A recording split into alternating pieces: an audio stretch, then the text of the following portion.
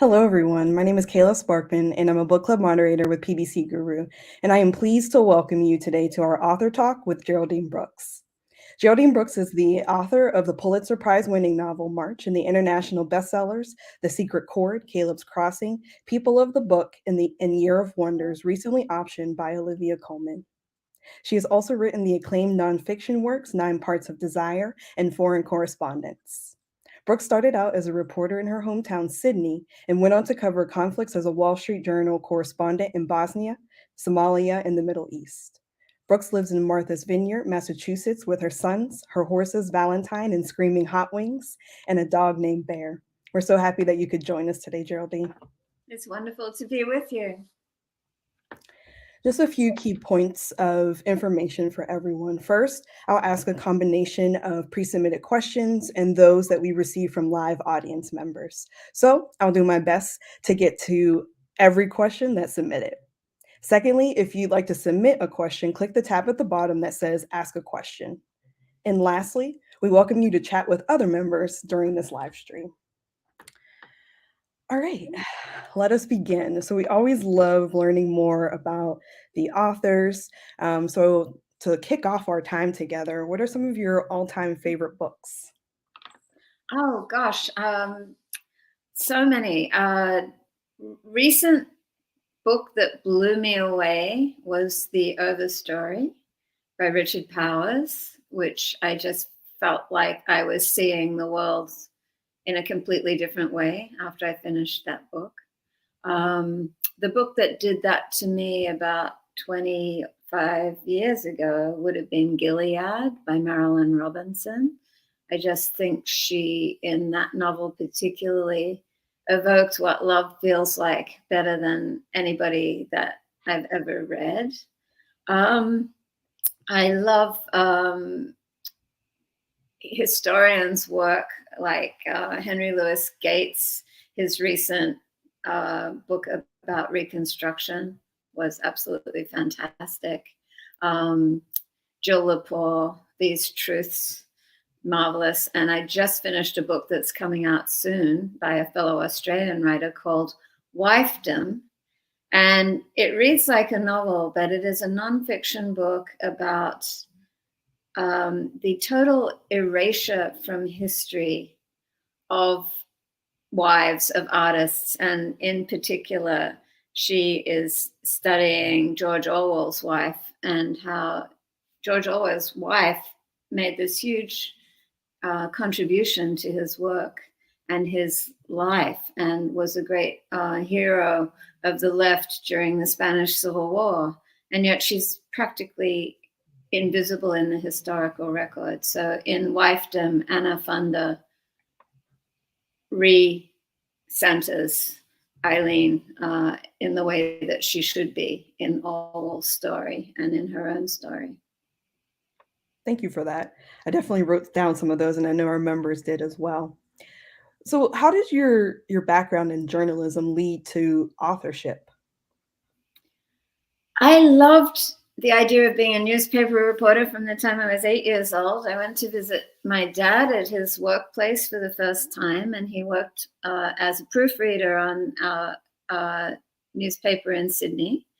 And I arrived right when the evening edition of the paper was about to go to press. So he took me down to the press room, and it was incredibly powerful for a little girl. This place with the air was kind of heavy with ink, and there was this kind of incredible vibration from all these big machines, and the gigantic rolls of newsprint started spinning and shooting across the room, and the papers started arriving on the conveyor belt, and he reached out and grabbed one and handed it to me.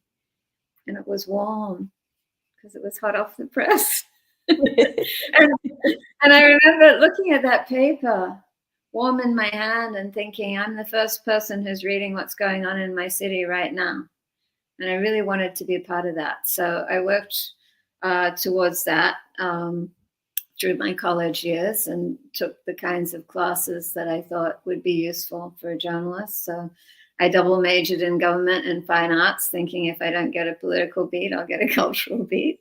And they did. They hired me, but they sent me to the sports department, for which I was completely unsuited.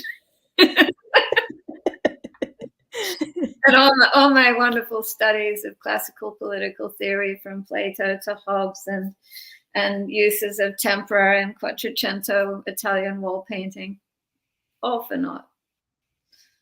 The first story I wrote for the paper was about bocce, which is an Italian bowling game. And I knew so little about it that when I called up the first person to interview about it, I called it Bose, because it's spelled B-O-C. We live and we learn, right?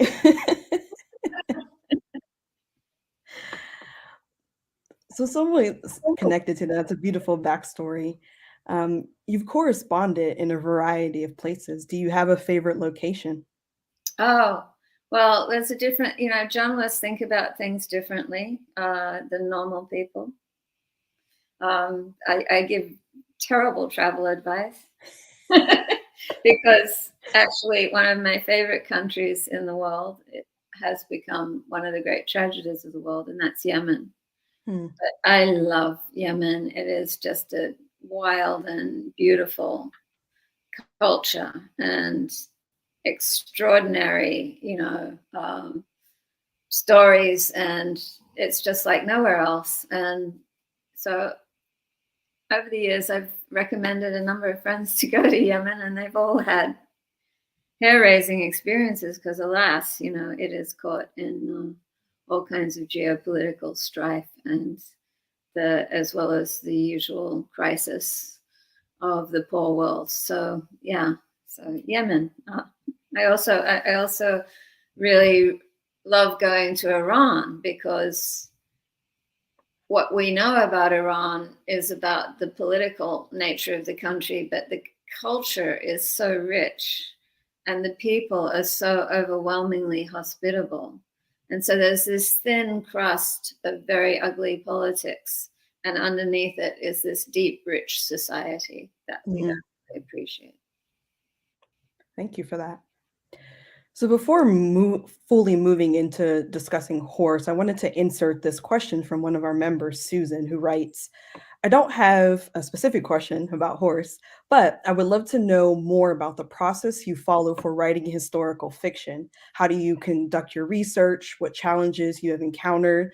When you know you can use a creative license, what methods you find to be most effective? Right. So I am very attracted to stories of the past that, if you made them up, would be improbable and not super interesting. A really good example of that is my book, Caleb's Crossing, which is about the first Native American to graduate from Harvard.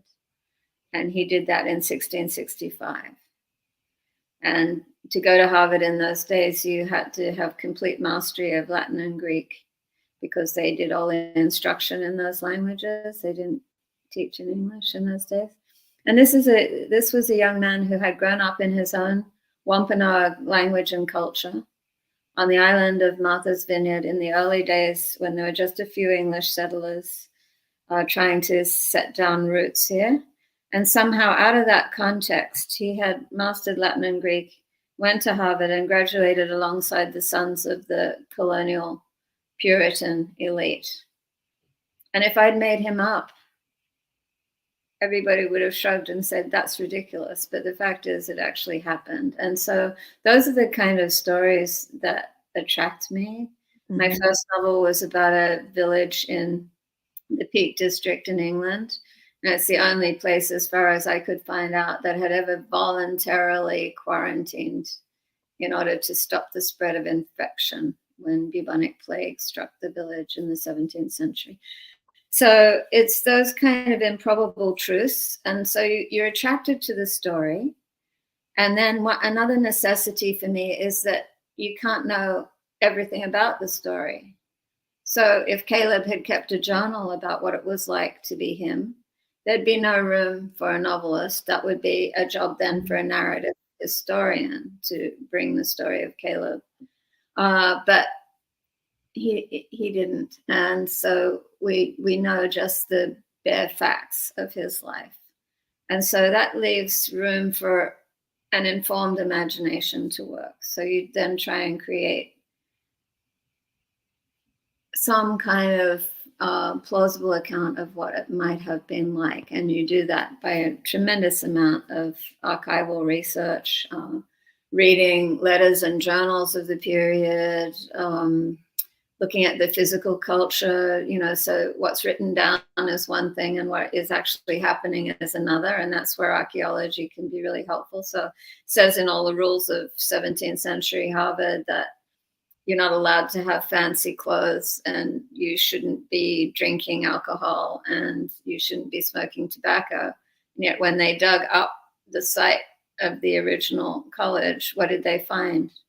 Very fancy filigreed buttons and lots of tobacco pipes and plenty of liquor bottles. So what goes in the garbage and what goes in the text are two different things, and you have to take both of them into account.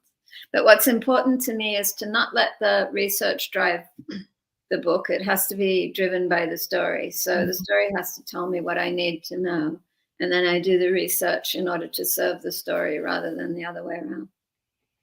Thank you for that. And we'll definitely come back to talking about your research for horse, but shifting more into talking about the book that most of the people attending here have read and finished. What's your personal connection to horses? What's your fascination with them? So this was my midlife crisis, was becoming a horse girl. I don't recommend it. I think it's if you're going to become horse crazy, much better you should do it at 5 or 15, when you can still bounce when you fall off, not when you're 50. But anyway, I grew up in the inner city, and horses were not a thing when I was growing up, and also we didn't have a lot of money, and so anything to do with horses in my milieu, you know, it would have been only for affluent people. So I didn't really think about horses much. I love animals. I love all kinds. I even like the creepy crawly ones, but I especially like dogs. We've always had dogs in our life. And so I had this affinity for animals. So I admired horses in a kind of abstract way. But then when I was 50, I was invited to a writer's retreat in Santa Fe. And it was at a ranch, and my room just happened to overlook the corrals where there are all these gorgeous Appaloosa and paint horses. And I was admiring them one day, and one of the wranglers said, you know, you should come on a trail ride with us. And I said, I can't do that. I can't ride. And he said, you don't have to ride. The horses will show you what to do. These horses know their jobs. They won't let you fall off. And so I went for a ride, and we were riding through these gorgeous pink arroyos and cantering along cliff edges, and it seemed perfectly natural and fluid and wonderful. And so about a week later, after I'd come home, a young friend came over for dinner, and I was telling her about my ecstatic experience. And she said, you know, you've got some land here. You could have a horse. In fact, I could give you my horse. Wow, free horse. I had no idea what I was getting in. This horse, this free horse was not close by. This horse was in Mexico. Oh, wow. So getting the horse was quite complicated. But the horse was extremely beautiful. She was a Palomino mare, and she was so beautiful she'd been in an ad. She was an ad for a fast-acting antifungal cream to treat vaginal yeast infections. Oh. And so the horse is galloping across the Mexican Altiplano, and the voiceover says, something should be fast. Anyway, I got so obsessed with this horse and with learning to ride and with learning every aspect of horse care. And it was all I wanted to do. And I wasn't getting any actual work done. I couldn't wait to get out to the stable to see my horse. And my family couldn't find me because I'd either be out riding, or I'd be taking a riding lesson, or I'd be grooming the horse, or I'd be seeing the farrier. And it was getting a bit desperate because horses also this free horse was very expensive. And And Sure. so so all the money was going out and nothing was coming in. And then I had this incredible luck of being seated at a lunch near a guy from the Smithsonian who was telling his luncheon companion the story of how he just delivered the skeleton of the greatest racehorse of the 19th century from an attic in the Museum of Natural History to centerpiece of an exhibition on the history of the thoroughbred in Kentucky. And that was Lexington. And I knew as soon as he started talking about what had happened to this horse during the Civil War, that I had the subject for the next book. And luckily, my publisher paid me in advance to write it, and it underwrote the. We're glad that they did too. So rewinding before we delve deeper into Lexington the horse, I want to pull in this question from Robert, who would like to hear your thoughts on the construction of the novel as it relates to classical ideas of story arcs. And they write, your delivery construction is very contemporary, but I'd very much like to understand how you think of each of the stories going on in the respective time frames and whether or how you think about each of the story's arcs, etc. Yeah, so it was very unexpected to me because I embarked on the project thinking it was going to be the very straightforward story of a racehorse from its time as a foal in Virginia to its great successes on the track in Louisiana to its incredible success as a stud sire later in life back in Kentucky. And I thought that was the book. Big mistake, because the minute I started to look into it, the story went in so many different directions. I had in my mind that there would be a contemporary story going alongside the historical one, because I'm fascinated by the science around the bones. And so I knew that there'd be some kind of contemporary story about how you solve the mysteries of the past through studying bones and what scientists do, and that I'd have a lot of fun researching that. And so I knew that there'd be the two strands of the narrative, but I imagined the contemporary one more as a sort of a framing device for the historical story. But then once I went to the Smithsonian, that was when I was looking at the osteo prep lab, but an art curator said, we also have a portrait of the horse. Would you like to see it? And it was in the study center, not on public display. And it was a beautiful, small oil portrait by an artist called Thomas Scott. And I said to her, did this come with the gift of the skeleton to the Smithsonian in the 19th century? And she said, no, much later. And she said, it's really interesting, actually. It came in a bequest from a famous gallerist called Martha Jackson, who was a feminist and a radical and a promoter of edgy contemporary art. And every other piece that she bequeathed to the Smithsonian was contemporary and, really like pioneers of the post-World War II abstract expressionist and op art and other radical movements. And yet in the bequest was also this completely traditional 19th century oil painting of a horse. So why did Martha Jackson have that in her collection? So I was totally intrigued by that. And then that led me to other paintings by Thomas Scott. And his greatest painting is described, but it's not visible because it's missing. And that is the portrait of Lexington, the horse in his old age. And the title is Lexington Being Led Out by Black Jarret, his groom. And that led me into the whole significance of the Black Horseman to the racing industry, which was huge in the 19th century. It was bigger than the NFL. It was like the NFL would be if we all played football and had a helmet and pads in our closet and got them out every week, because it was still a very agrarian society in America, and everybody had horses and they were all interested in horses. They were particularly interested in these immense match races and competition between the greatest thoroughbreds, which would be 4-mile heat races. And that's like 4 Kentucky Derbies. We think of the Kentucky Derby as a long race. Right. So imagine a race that's 4 times that long. So the stamina as well as the speed that these horses had to have was extraordinary. And people were very involved in it. And it all rested on the plundered labor of enslaved and formerly enslaved skilled black horsemen, who were the trainers and the jockeys and the grooms of these amazing horses. And they occupied a very unusual place in the brutal enslavement system, because they were of such high importance to the enslavers that you can tell there's a whole different attitude towards these men, and they were all men at that time, of course.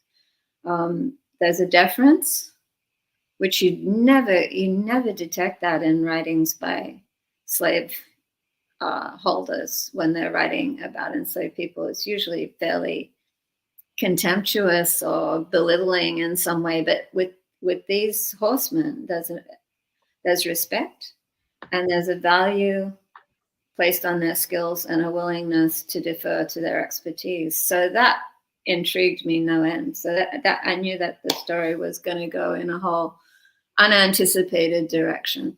Mm-hmm. And who was the inspiration for Jarret? So, well, this Jarret was Lexington's groom. We know he existed. He's in the records of the farm. And I can detect him in references to the darky took Lexington from Natchez to New Orleans. And we've sent the horse in the care of the darky, never naming him. But I sense that it was Jarret, because Jarret was Lexington's groom. And there's one photograph that was taken after the Civil War, when photography was right in its infancy, of Lexington and a black man. And I think that might be Jarret, but I couldn't ascertain that. And I couldn't find anything about his particular life, but there are other black horsemen whose lives are better documented.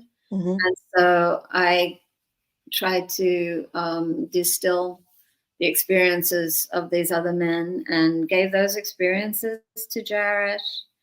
And then I gave Jarret also all my own personal feelings about horses and my own experiences with my own horse. So everything that Jarret feels for Lexington is something mm-hmm. that I feel for my horse. I find this question from Rosemary fascinating, so I want to pose it here. Do you feel you have a role in showing truth is stranger than fiction / rewriting history? You've talked about your research, which is why I particularly find this question so intriguing. I don't ever knowingly go against the facts of history, unless there's like some incredibly pressing reason to do it. And if I do it, I always come clean about that in the afterward.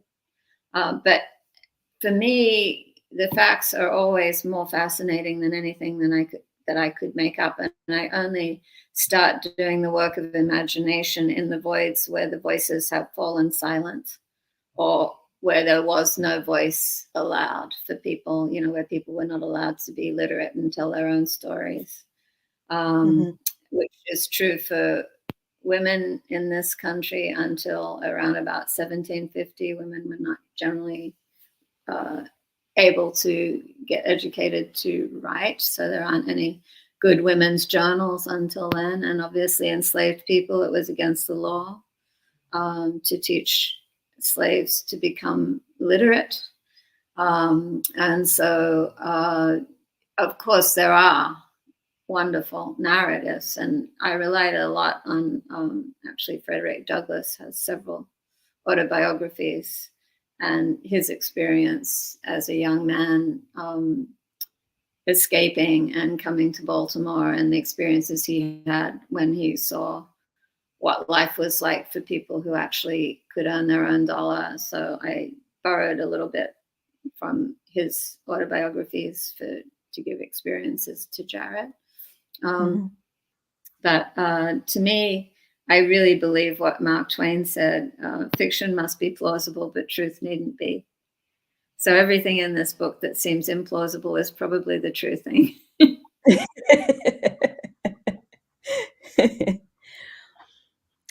You recently talked about giving a voice, particularly to those characters who may have not had one. And so, in that, what characters were most difficult for you to write, and what characters were the easiest for you to write? So the easiest, I gave myself one really easy character, which is Jess.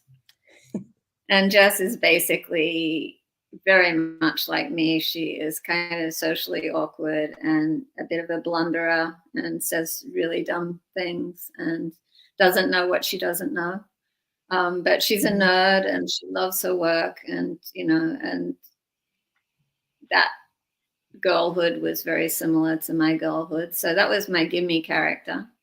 And then the ones I felt the most responsibility to, of course, were my Black characters, because I am not unaware of the discourse about white writers writing Black lives and encroaching on the right of people to tell their own story. But the alternative for me, and I did think about it a lot in how to tell this story, I had a choice.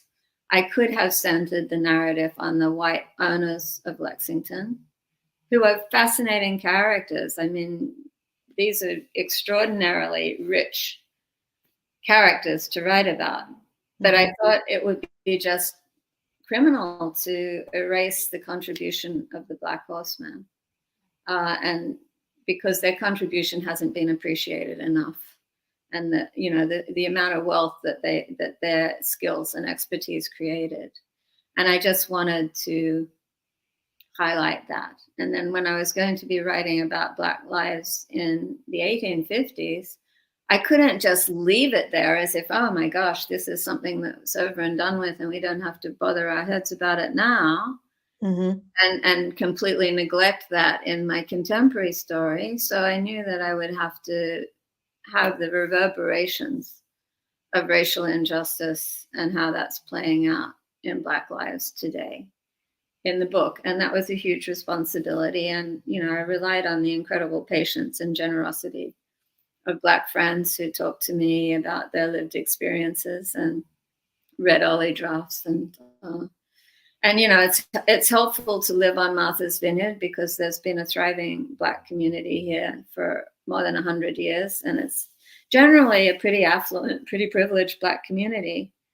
And yet there's not one friend I have here who hasn't had some kind of harrowing experience with law enforcement or with public humiliation in some way. And it doesn't matter, no amount of wealth or education or even celebrity is going to make you safe. And I learned that from conversations. And I think we're all familiar with one of them. My summer neighbor here is Skip Gates, the historian who has a TV show, and he's a Harvard professor.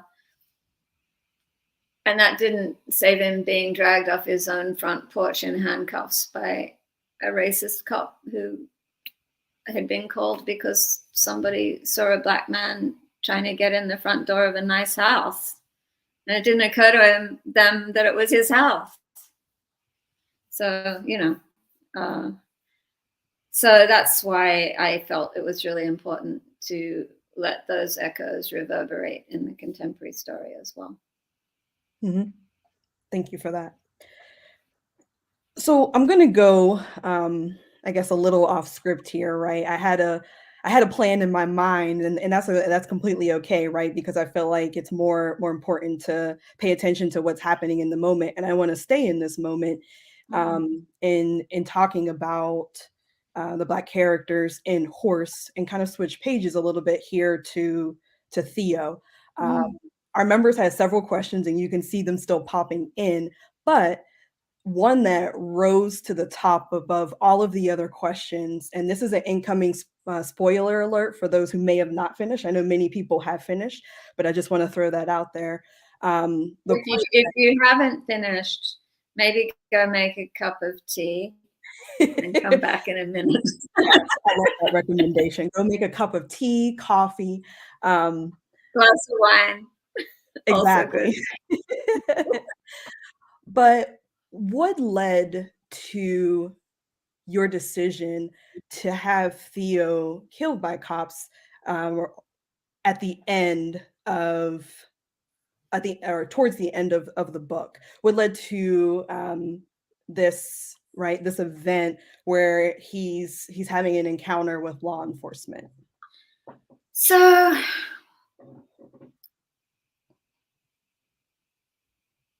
there's two answers. One is a professional answer and one is a personal answer. And I'm going to give you the personal answer first. So what happened was I was halfway through writing this book and my husband died suddenly.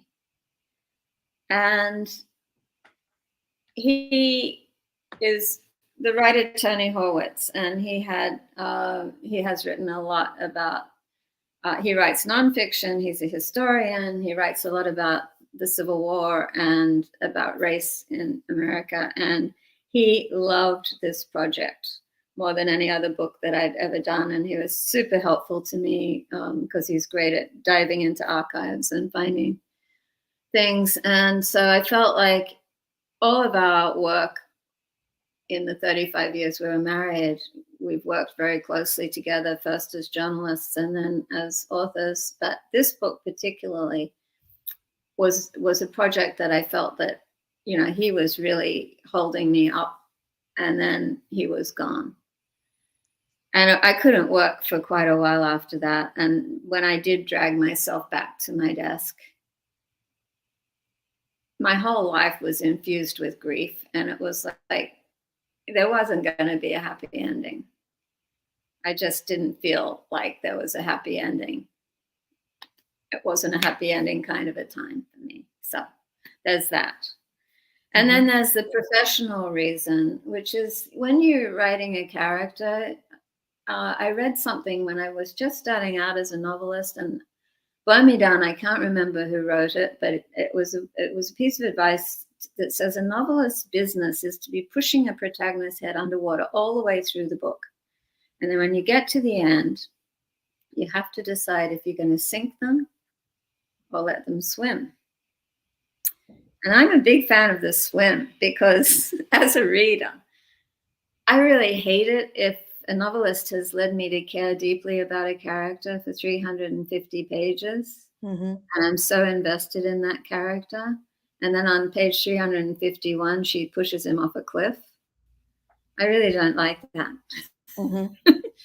But I have two black characters, two time periods, and it would be untrue to history and circumstances in this country if both of them swim.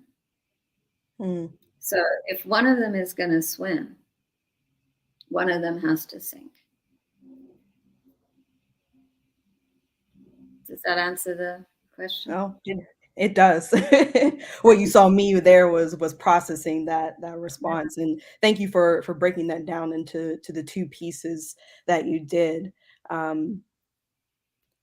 Still remaining on Theo here, there was a question submitted by a couple of members. Was it a conscious decision to have Theo be an expat rather than an African American? Yes, it was. And there was a lot of thought that went into that. And partly it was just wanting to explore the complexity of being Black in America. And I have a Black son. He was born in Ethiopia. And his position in the world, being a Black kid with white parents, is complicated. Being an Ethiopian who doesn't have a heritage of having been enslaved is complicated. And again, I go back to Skip Gates. He has a class he teaches at Harvard, and the first thing he says to his students is there are 20 million ways to be Black in America. And I think that complexity adds another dimension. And also I needed to have a reason that he even gives this blundering Australian woman the time of day. And I thought, well, okay, she's hot, but there has to be another another element. So, digging a little bit deeper into this, right? So we've established this before, but I just want to reiterate it for those who may be tuning in. We have the three narratives. We have Theo and Jess in 2019. We have Jarret in 1815. We have Martha, I believe, in 1954. What is the significance, right? So we have a tie. A historical tie to 1850 and 1954. What is the significance of particularly 2019? Oh, I just wanted it to be as contemporary as it could be without the complexity of COVID. Gotcha. Because Okay. I don't know how I could, I had enough going on in this book to deal with without COVID. So COVID is starting right on the last page of the book, basically. Right. And so how did you discover the different angles related to Lexington, and then develop them into a story structure and characters, specifically, right, the skeleton, the painting, the history, and thank you to Kit for this question. Yeah, so I just did it incredibly instinctively, feeling my way, I think it was Annie Dillard who talks about writing like mining, like you're tapping a little seam of ore and you don't know where it's leading. And particularly in this book, I had to take it on trust that I was going to figure it out as I went along. I had the three stories that intrigued me, but I had no idea what the connective tissue was going to be that was going to bind them all together. And it was very, very, very late in the novel when I figured out what that was.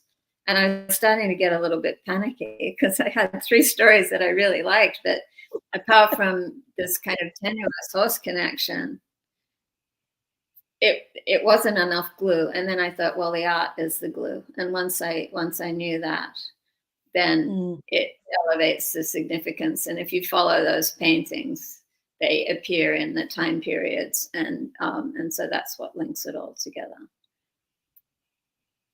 But I really started out clueless about how it was.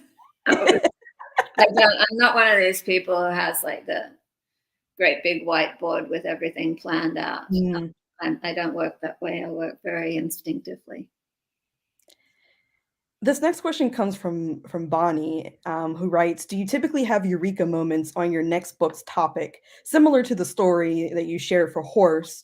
Once you're complete with a book, do you live and wait for the next eureka moment? Do you have a backlog of many ideas that came from those eureka moments? It's kind of awful, actually, and I've likened it to being in a relationship where you know all the things that are wrong with the relationship, but you're out with this guy and you go to a party and there's somebody across the room who is just devastatingly cute and he's giving you the eye and you really want to give him the eye back, but you have to leave with the one what brung you. And that's how it is for me with book ideas, because you're enmeshed in all the difficulties of the work that you're doing. And you know exactly how hard it is. And then you get this bright, shiny idea and you think, that's so straightforward. I could do that. It'll be so easy and it'll be wonderful. And so you're seduced by the new idea, even as you have to work through the gnarly one. And then, of course, when the new idea moves in with you, it turns out to drop its wet towels on the floor too. You find out that every project has difficult parts and things that you have to work really hard on. Thank you for that. this next question, and then this is me transitioning us back into this idea of these different time periods. So thank you to Margot for this question, who writes, "I'm fascinated by the true life story of the horse, so beautifully embellished with the emotions and motives of the characters. How do you create their mood and dialogue so as to be true to the real story?"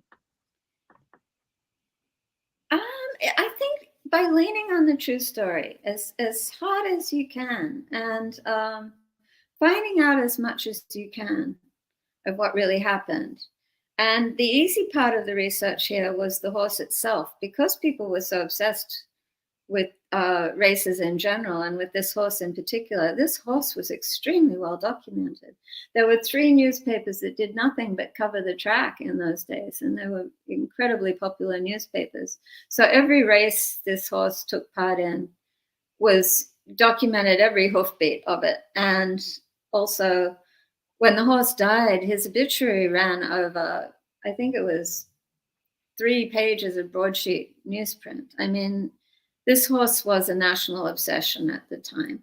And so lean into that and work with the detail that that gives you. And then the details will jog something loose in your imagination, and then you run with that, I guess, is the best way I can explain it. And I want to oh, go ahead. Oh, okay. I want to dive a little bit deeper into your use of language and how you use it to transport us from one time period to another, or from the art world to the world of racing. Could you talk a little bit more about that? Yeah, that's very important to me. Getting the language right is a huge part of the scaffolding that you have to lay down in order to do the imaginative work. Because if I am unconvincing in the voice, then you're not going to buy it when I ask you to believe something that is imagined. So I Mhm. have to have a very solid scaffolding, and part of that's the research, but part of it's the language too. And I go to a lot of trouble to try and use the language of the time in as much as I can. And sometimes that is from reading letters and journals from the period by people who are like the characters that I'm creating. And sometimes it's from actually just, you need a word. The word we use is not the word they would have used. And luckily for me, there's a historical thesaurus that Oxford Mhm. University has created, where you can look up a word and find out what word was in use in different time periods. And an example I like to give is from Caleb's Crossing, where I have a character who's a midwife, and I need her to talk about a fetus, but I am sure that in 1660 she is not using the word fetus. Mhm. So I go to this thesaurus and I go down to mid 17th century, and I find out that the word in use for fetus at that time was shapeling. And so when you put the word shapeling into her mouth, it's a little bit like time traveling, and it's very, it helps, I think, to give a real sense of authenticity. And in this book, it was incredibly important to me to get the way the Black characters talked right.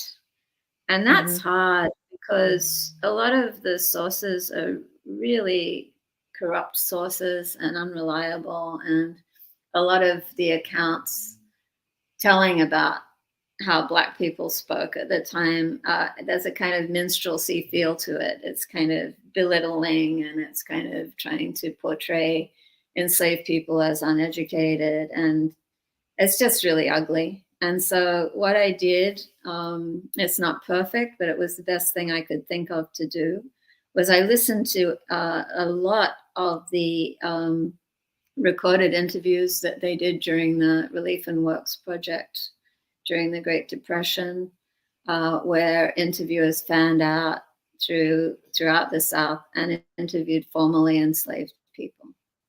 And I learned a lot of really vivid dialect and figures of speech and just modes of expression that I was then able to borrow for my characters. But it's also important to realize that characters don't speak the same way throughout their lives. And particularly for Jarret, who's experience widens as he travels with the horse and as he rises in his profession and meets a whole bunch of people from different walks of life. So I had to let his diction change too in the course of the novel. And it's very interesting to me to do that work. Mm-hmm. The historical thesaurus, I'm so intrigued by that. Immediately after this, I'm definitely going to look that up and and see It's what I can really personally find. it's an indispensable tool for me. I really love that book. It's not easy to use. They may have digitized it by now, which would make it a lot easier. But it's in 2 volumes, and you look for your word, and you get the code for where to find it, and it's quite a tedious process actually. And it's a good thing to do when you're stuck in the writing. You can just go and look up words for a while. When you have lots of time, right? This next question comes from Vicky, who writes, "The split timeline for storytelling is very engaging. Connecting the generations in your book through paintings invites the reader into the mysterious link. How do you decide when to break into the narrative while keeping it moving forward? It does appear one storyline becomes more dominant. Was that intended?" No, like I said before, I don't have a real plan when I set out, but it just some of the stories just have more weight, and I think you have to trust that. And I changed things around a lot as it became clearer how the novel was working. So it became clear that there was a lot of momentum in Lexington's story towards the end, and I didn't want to break that story up very much. And so I moved all the Martha Jackson sections into the middle of the book. So that does 2 things. It gives you enough time to get invested in the 2 primary storylines, and it doesn't destroy the momentum when there's a lot of drama happening towards the end of the book as well. And I think it works best because it keeps the Martha sections, which, I hope are interesting, but they're not as vital Right. to the story. And so they do their work, but I didn't know that at the beginning. And so somewhat related, since you've brought up research a couple of times, and I believe earlier you said that you want the book to drive the narrative and not the research. This question comes from Wendy. How do you stay on top of all of the research and keep the information organized and accessible? Yeah, if she could, if she's got any ideas, I'd love to hear them. Now, what always happens is you get something fantastic and you've got it in a notebook, and then you forget that you've got it, and you've handed in the finished manuscript, and you're tidying up your office, and you pick up that notebook, and there's this fantastic thing that you meant to put in the book, and it's too late. But no, I don't have a very good system. I don't have a very good system in any aspect of my life, really.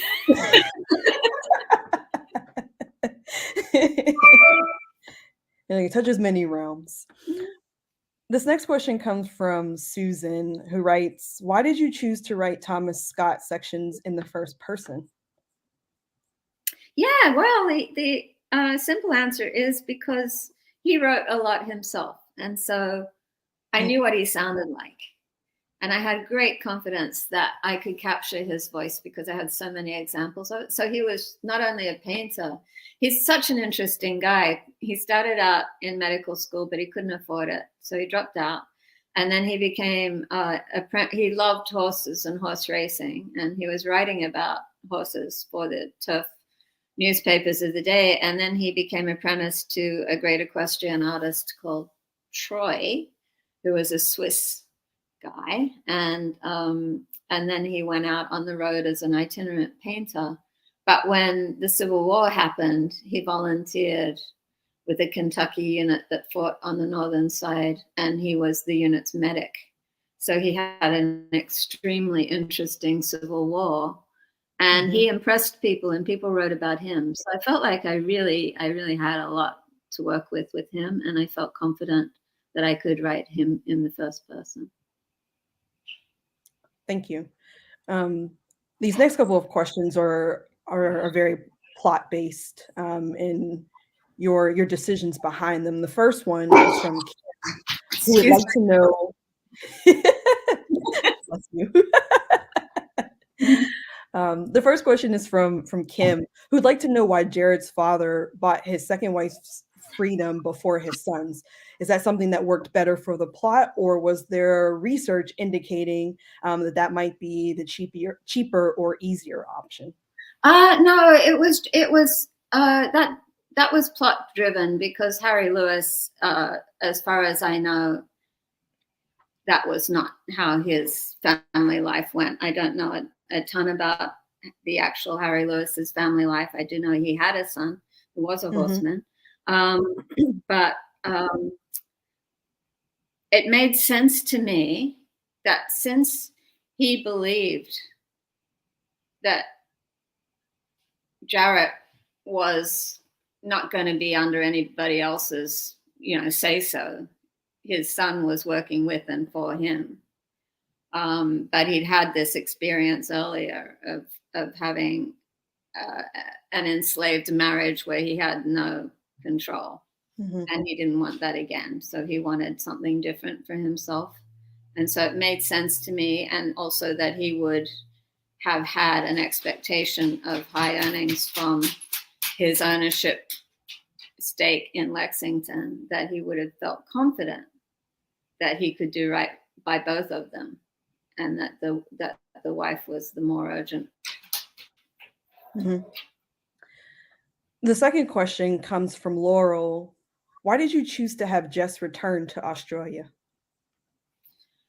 Oh, well, I just have to remind everyone when I wrote this book, I started writing this book in 2016, and we all know what happened in 2016. And the noise from Pennsylvania Avenue was like a jackhammer. And I would get up every morning and I'd just turn on the news and it'd be like, what has he done today? And it was just very tiring living in America under Trump for me. And so I thought, you know what? I'm going to send her home. But I have become more optimistic about the country since then. Thank you. Is there anything, and I think you alluded to this earlier, but is there anything that didn't make it into the book? Maybe something fun or exciting that you wanted to add, but it just didn't fit, or you weren't able to, or it was taken out? No, there was a little bit more about Lexington's later life. He traveled to the World's Fair, and it's quite a lovely scene. What I could learn about what happened with him and how even in his old age, he was still a celebrity and still celebrated. But I just felt like I had enough without that. And I thought that I would let that episode go because it didn't really fit in after the Civil War and everything. And I thought it would be distracting. I can't even believe that the hour is almost up. But in thinking about the novel in its entirety, what is one thing that you want readers to walk away remembering, thinking, feeling about Horse?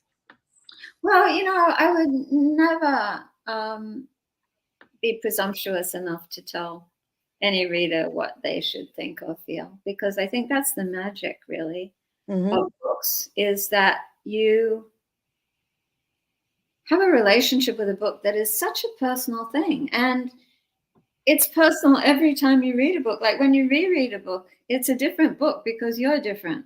Right. Do you know what I mean? So, you get what you need to get from a book in the moment that you read it. And I think, there's an underlying sort of drumbeat in all of my books, and it comes from my experience as a foreign correspondent, which is, let's stop otherizing each other.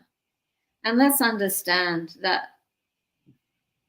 what unites us are the strong emotions that we all share of Mm-hmm. love and wanting to love and wanting to have healthy children and see them live well.